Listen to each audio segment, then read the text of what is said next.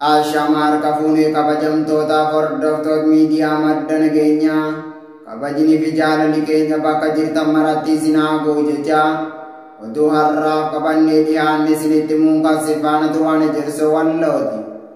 Oduu keenya jalqabaatiin kaaba Oromiyaa godina Walloo keessatti lolaan yookaan galaanni nama fuudhuun lubbuun namoota hedduu darbee jiraachuun dhaga'ame. Utuun gabaasa kanaa akkatti aanutti isiniif dhiyaata. Kaaba Oromiyaa godina Walloo keessatti kallattii aana dawaa caffaatii fi bisheetti lolaan yookaan galaanni nama fuudhuun asii buute dhabamsiisee jiraachuu maddi keenya madda nageenyaatti hime. Akka ammaan dura waggaa sadi dura lolaan qotee bulaa Oromoo bakka addaa bishee jedhamu jiraatuu fi kanneen godaananii uranii jiraatan lolaan nama loon hoolaa re'ee fi harree akkasumas kan kana fakkaatan dabalatee yoo fuudhu lubbuun namaas beeladaas baay'een kan darbe ta'uun ni yaaddatama. Haaluma kanaan lolaan kun akkuma amala isaa san guyyaa dheengadda namoota hedduu fi beelada kan fuudhe yoo ta'u namoonni torba balaa lolaa kanaan yookaan galaanaa kanaan asii buute dhabamanii jiraachuun dhaga'ame. Akka jiraatan ganda bishee tokko jedhutti namoonni torba yeroo ammaa kana balaa galaana yookaan bishaanii kanaan asii buute yoo dhabaman maatiin manatti garagalanii rafuu waan isaan rakkiseef halkanii guyyaa mukaaf laga keessa deemuun barbaada jiran jedhu. Akkasumas namoonni naannaa laga boorkannaa jiraatan ilmaan Oromoo adaraa Oromummaa bishaan nama fuudhee waan jiruuf warri lagatti dhiyaatan nuuf barbaada ergaa jedhu dabarfatanii jiru. Israa'el Gaazaatti qondaala biraa ajjeefteen lubbuun namoota darbanii dabaluun himamee jira. Bal'ina isaa Abdallaamee waan qindeeffate qaba.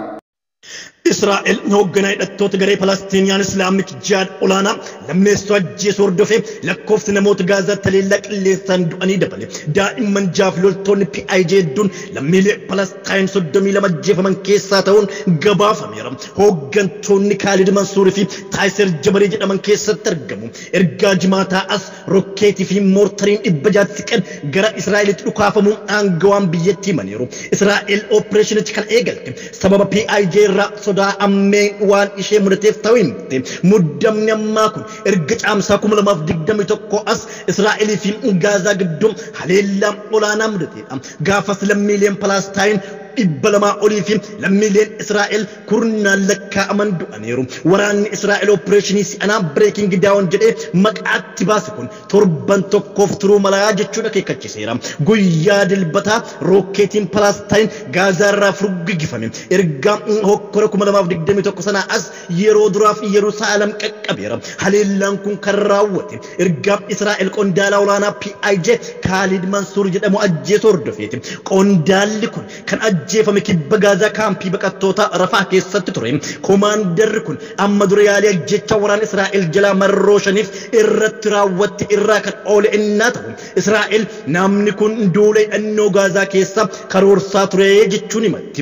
Haleellaa Israa'el Gaazaatti raawwachaa jirtuun ulaawwan lafa jala PIJ itti fayyadamu haleelaan jiraa jetti. Kana cinaatti ammoo West Bank qabattee jirtu keessatti jabaateera. Akka Israa'el jettutti miseensonni PIJ kurnatti lakkaa'aman to'annoo jala oolaniiru. Ministeerri fayyaa Gaazaa du'aa fi madoolee lammiilee Palestiin 200 ta'aniif humna fayyadamoo Israa'el balaaleffate. Israa'el gamasheen du'aatii kanneen keessa muraasaaf hidhattoonni PIJ itti gaafatamuu jetti. Akkamiin jennaan gareen kun rokkeettiin inni dhukaase kallattii irraa goruun ijoollee hedduu bakka Jabaliyaa jedhamu keessatti ajjeesee jedhani. BBC'n waan Israa'el ta'ee ergettu kana qaama walabarraa mirkaneessuu hin dandeenye. Hokkora si'ana kanaan gareen hidhataa guddicha Hamaas rokkeettii hedduu qabu keessaa dhukaasaa jiraachuun hin baramne. Kanumaanis haleellaan qilleensarraa Israa'el Hamaas irratti xiyyeeffachuu isaaf haga amma gabaasni hin jiru. Silaa kun adoo tahee hokkorri kun akkaan cimuun gulantaa biratti ol dabra. Atileetonni Itoophiyaa meedaaliyaa fi meetii argamsiisuun qabxii olaanaa galmeessanii jiraachuun dhaga'ame. Utuun gabaasa kanaa dabalataan akkatti aanutti isiniif dhiyaatu. Shaampiyooniin atileetiksii ganna 20 gadi guyyoota darbaniif Koolombiyaa magaalaa Kaaliitti dorgomaa turen Itoophiyaan Ameerikaa fi Jamaayikaatti aansu sadaffaan xumurtee jirti. Atileetonni Itoophiyaa dorgommii kanarratti meedaaliyaa 12 argatanii jiru. Kanneen keessaa 6 warqiidha, 5 meetii yoo ta'u tokko immoo maalaada yookaan naasii jedhamuun beekama. Akka Federeeshiniin Atileetiksii Itoophiyaa ibsetti qabxiin bara kana Itoophiyaan galmeessite isa olaanaadha jechuun dubbatee jira. Ameerikaan warqii 7 walumaa gala meedaaliyaa 15 tokkoffaa yoo xumurtu, Jamaayikaan warqii 6 walumaa gala meedaaliyaa 16 lammaffaan xumurtee jirti. Morkaatun Itoophiyaa Keeniyaata warqii 3 walumaa galatti meedaaliyaa 10 argachuun afraffaan xumurtee jirti. Atileetii Ermiyaas Girmaa shaampiyoona kanarratti meedaaliyaa 2 argatee jira. Dorgommii kiiloomeetira 800 warqii yoo fudhatu 1,200 meetira ammoo argatee jira. Dorgommii guyyaa xumuraa meetira 500 dubartootaan Birqee Hayyaaluu rikeerdi shaampiyoonshiippichaa cabsitee jirti. Dorgommiin atileetota umurii 20 gadii kun kan guddattoota yookaan dargaggoota jedhamuunis beekama. Shaampiyoon ganna 20 gadi waggaa darbe Keeniyaatti taasifameen Itoophiyaan haaluma wal fakkaatan meedaaliyaa 12 argatte, garuu warqiin 3 qofaa ture. Dorgommiin bara darbeen Keeniyaan ofumaaf qopheessite warqii 8 walumaa gala meedaaliyaa 16 walitti qabuun tokkoffaan xumurtee turte.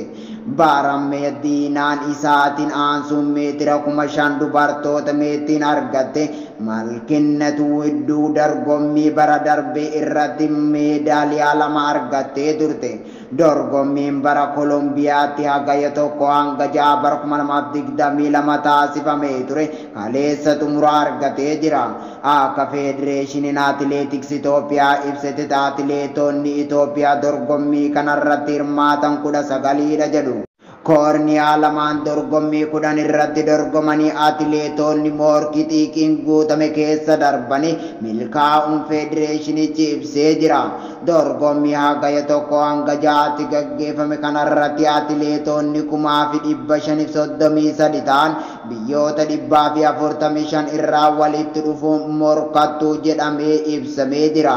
Atileetonni warqii argatan meetii nahaasii shaampiyoona atileetiksii addunyaa 18ffaa torban muraasa dura Ameerikaa Orgeenitti taasifame.